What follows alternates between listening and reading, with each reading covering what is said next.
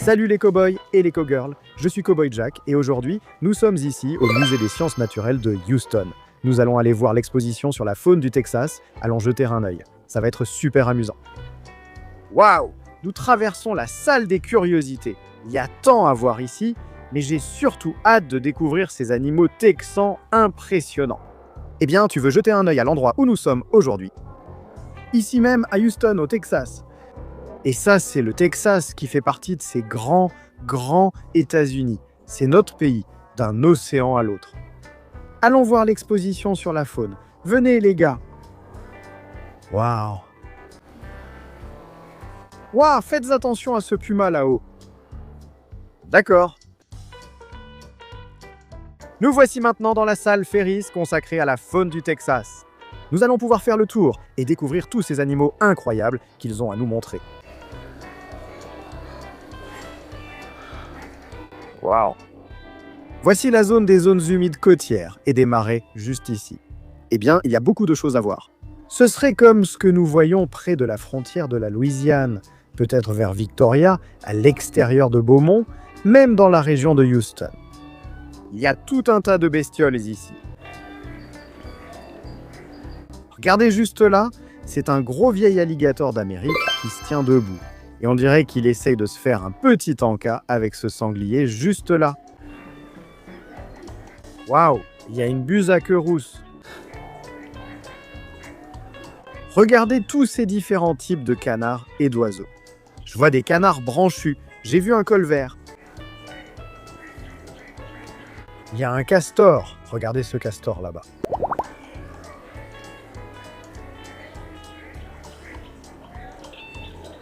Waouh, il y a même quelques bisons d'Amérique là-bas.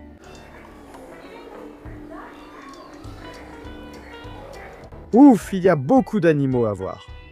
Ceci était la région des Hautes Plaines. Les Hautes Plaines se trouvent par exemple dans la région du Panhandle, du Texas, peut-être Lubbock, Amarillo, ce genre d'endroit. Et encore plus à l'ouest, comme tout le comté de Love au Texas. Le comté de Love au Texas est le comté le moins peuplé de tout le Texas. Il n'y a pas beaucoup de gens qui vivent là-bas, mais je sais que beaucoup de ces bestioles y vivent. Regarde ces antilopes à fourche. Ce sont vraiment des animaux majestueux. Tu savais qu'en fait, ce sont certains des animaux à sabots les plus rapides d'Amérique du Nord? Non, pas certains des plus rapides. C'est l'animal à sabots le plus rapide d'Amérique du Nord. Et puis j'aime vraiment ce gars-là, un blaireau. Et puis on a aussi ces chiens de prairie ici.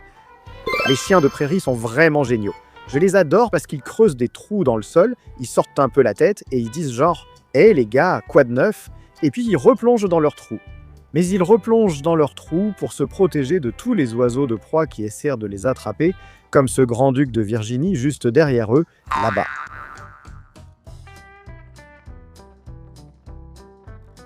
Waouh! Poursuivons l'exploration, tant de choses à découvrir. Regarde par ici.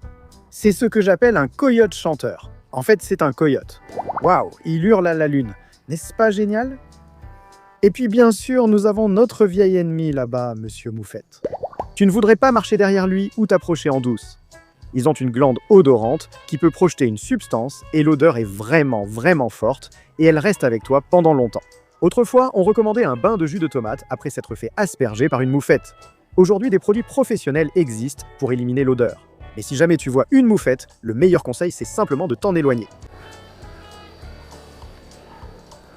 Waouh, ce sont quelques-uns des plus grands animaux à sabots que nous ayons ici au Texas. Ce sont des wapitis et ils sont vraiment énormes. Il reste quelques troupeaux en liberté de ces animaux dans les parcs d'État au Texas, mais ils ont beaucoup diminué. Nous faisons donc de gros efforts pour les protéger. Ce sont vraiment de magnifiques animaux. Ils ont des bois énormes. On dirait les grands frères de notre cerf de Virginie natif.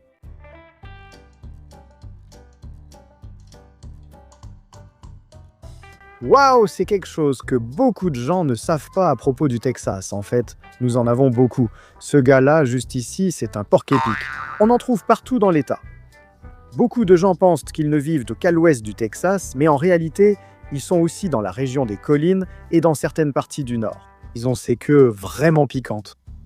Ils sont vraiment géniaux. Mais juste derrière lui, je vois notre vieil ami, le puma. On l'appelle parfois cougar ou lion des montagnes.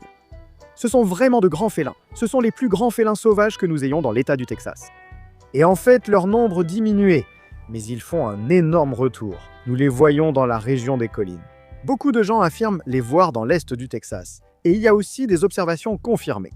Mais ils aiment vraiment l'ouest du Texas, du côté de Del Rio et bien sûr toute la région de Big Bend. Et puis nous avons ces grands mouflons d'Amérique.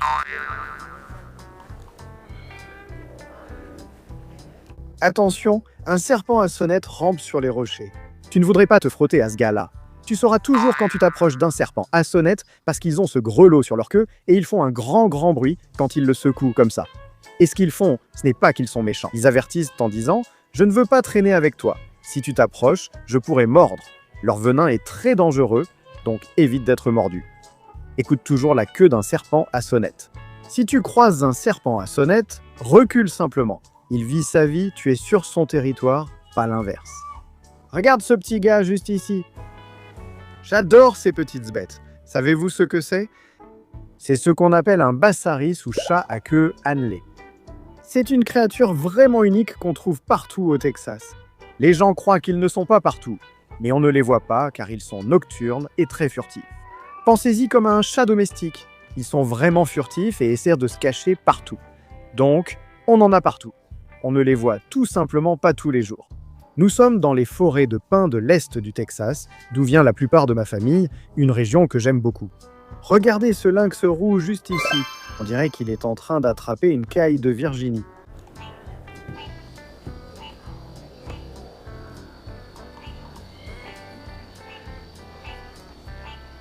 Waouh, il y a 2 grands hiboux dans ce pin.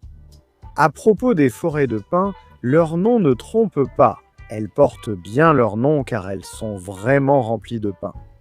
Regarde ça, un pic à tête rouge est sur le point de fouiller dans ce pin pour voir s'il y a des larves de coléoptères dedans.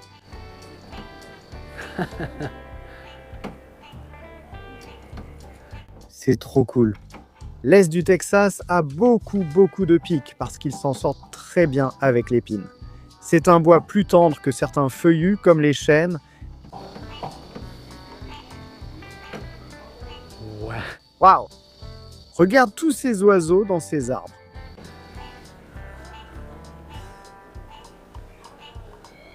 Maintenant, regarde juste en dessous de cet arbre. Qu'est-ce qui est assis juste là? C'est un opossum. Les opossums sont cool car ils font partie des rares marsupiaux d'Amérique du Nord. Comme le kangourou, la maman opossum garde ses petits dans une poche après la naissance. Et juste à côté de lui, tu vois le vieux Ricky le raton laveur en train de manger une écrevisse là-bas. J'adore les ratons laveurs. Ce sont des petits animaux tellement malins et drôles. Ils aiment laver leur nourriture dans l'eau. Mon Dieu les gars, regardez ça. Un ours noir. Alors, les ours noirs sont en déclin dans l'est du Texas, donc nous avons beaucoup agi à l'échelle de l'État pour promouvoir leur bien-être et faire en sorte qu'ils, vous savez, connaissent à nouveau un essor démographique. Et ils font vraiment un retour remarquable. C'est incroyable. Waouh, nous allons maintenant dans le sud du Texas, plus près du Mexique. Et on voit des animaux vraiment impressionnants. Donc, ce grand oiseau avec le visage rouge juste là, certains l'appellent un aigle mexicain, mais en réalité, il est connu sous le nom de caracara. Ce sont des oiseaux de proie, et ils peuvent voler vraiment vite. Et juste derrière lui, il y a un coati à nez blanc. Ils sont vraiment géniaux. On les voit beaucoup au Mexique, pas tellement dans le sud du Texas, mais on en a quand même. Et souvenez-vous, je viens de vous parler des crotales et de la façon dont ils font vibrer leur queue. Eh bien, regardez ici, ce crotal fait vibrer sa queue. Waouh, il fait une petite sieste en ce moment, mais je parie que s'il se réveillait, il ferait vibrer sa queue et nous dirait « Hé, continuez d'avancer, Cowboy Jack. » Oh, il a bougé la tête, tu as vu? C'est le bruit que tu entendrais quand un serpent à sonnette agite sa queue. Je vois quelque chose là-bas, essayons d'obtenir un meilleur angle. C'est un de mes animaux préférés au Texas. C'est vraiment une histoire de réussite incroyable, donc voici un monsieur. C'est vraiment un félin unique et impressionnant. J'adore son plage, et c'est un félin sauvage qu'on trouve ici, au Texas. Ils avaient presque disparu, au point d'être protégés au niveau fédéral, mais même notre État travaillait vraiment dur pour les protéger. Nous avons fait venir des populations reproductrices du Mexique et elles reviennent en force dans le sud du Texas. Les gars les observent désormais sur leur terrain de chasse dans tout l'État. Oh, on a failli rater le reptile de l'État. Voilà le lézard cornu juste là. On l'appelle simplement le crapaud cornu. Malheureusement, les crapauds cornus peinent à survivre à cause des fourmis de feu, leur principal concurrent. Ils ne s'en sortent pas face à elles. Et quand les fourmis de feu ont commencé à envahir le Texas, la population de crapauds cornus a vraiment chuté. Mais ils reviennent en force. Vous voyez, notre État tient vraiment à préserver notre faune. Nous travaillons dur pour accomplir de grandes choses pour nos écosystèmes. Et même les chasseurs jouent un rôle énorme dans l'augmentation du nombre d'animaux indigènes que nous avons dans l'État. Nous essayons de les protéger, de les préserver et de nous assurer qu'ils se reproduisent et qu'ils sont en bonne santé afin que nous en ayons plus à observer. Tout comme ces animaux ici, les pécaris à collier, aussi appelés javelinas. Ces pécaris se comportent un peu comme des cochons. Vous les verrez souvent dans le sud du Texas. En fait, quelqu'un en a vu entrer dans son magasin à San Antonio l'année dernière. C'était fou.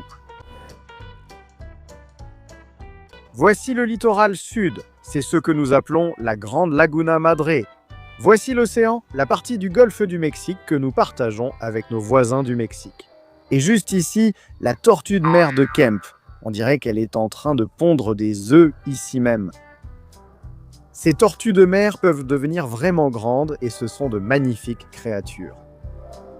Voilà le nid où elle pond ses œufs, puis elle va les recouvrir et retourner à la mer. Donc, chaque fois que vous êtes sur une plage du Texas et que vous voyez une zone délimitée par des sortes de marqueurs ou de barrières, il s'agit probablement d'un nid de tortues de mer. Nous faisons beaucoup pour les protéger et promouvoir leur bien-être. Nous sommes maintenant plus près de ma région du Texas, appelée la forêt de chênes côtières. Donc ici, vous avez le cerf de Virginie typique. Regardez ce cerf. Oh, je ne sais pas si je peux compter tous ces corps. 1, 2, 3, 4, 5, 6. C'est probablement un cerf à 12 corps là. Il est vraiment grand. Regarde, il y a un autre chat sauvage là-bas et un autre puma. Ici, l'une de mes créatures préférées est un tatou. Ils sont tellement emblématiques de l'État du Texas. Ils sont vraiment cool. Vous les remarquerez rarement. Mais si vous observez de nombreux trous dans vos parterres de fleurs, c'est sans doute à cause d'un tatou. Ils sont vraiment cool parce que regardez la façon dont leur dos est fait. C'est en fait une armure qu'ils portent. Ils peuvent se rouler en boule et protéger tout leur corps dans une carapace, similaire à une tortue, mais plus flexible. Et puis, oh, attention, un serpent corail. Tu vois ce serpent juste là? C'est un serpent corail du Texas. Pour distinguer un serpent corail d'un serpent roi, il faut observer ses motifs de couleur. Tu vois comment celui-ci a le rouge et le jaune qui se touchent? C'est un serpent corail. Si le rouge touchait le noir, il ne serait pas venimeux. Ce n'est pas un serpent venimeux, juste un serpent roi. Leurs marcos sont très similaires, mais attention aux couleurs. Il n'y a pas de mauvais serpents. Il ne faut pas seulement craindre les venimeux, mais faire preuve de prudence avec eux. Quand j'en vois un, je le laisse tranquille. Regarde cette énorme dinde. La dinde est un oiseau énorme qui ne vole pas. Enfin, en fait, elles ne sont pas totalement incapables de voler. Elles peuvent voler un petit moment. Mais waouh, on les aime bien à Thanksgiving.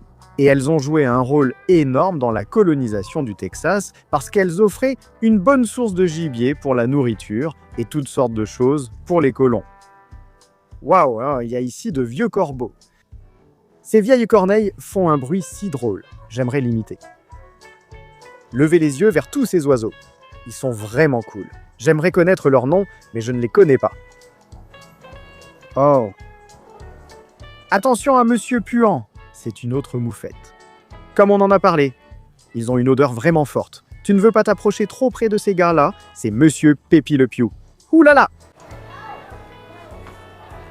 Et ici, nous avons ces bisons buffles.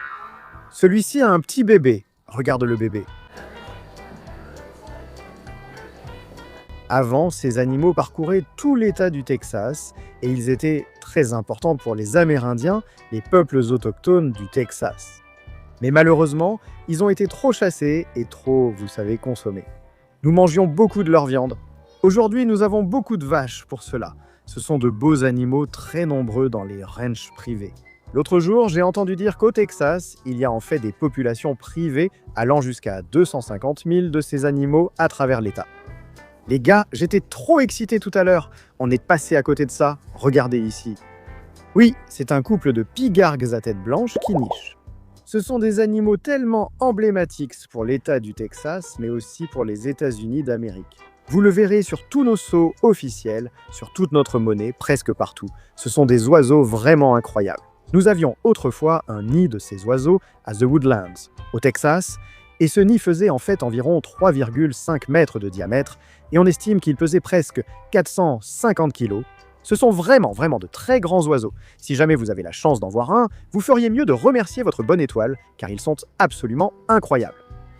Très bien, cowboys et cowgirls. Waouh, quel moment incroyable aujourd'hui ici au Musée des sciences naturelles de Houston, dans l'exposition sur la faune du Texas. Nous avons vu tant d'animaux partout au Texas que j'en avais le tournis.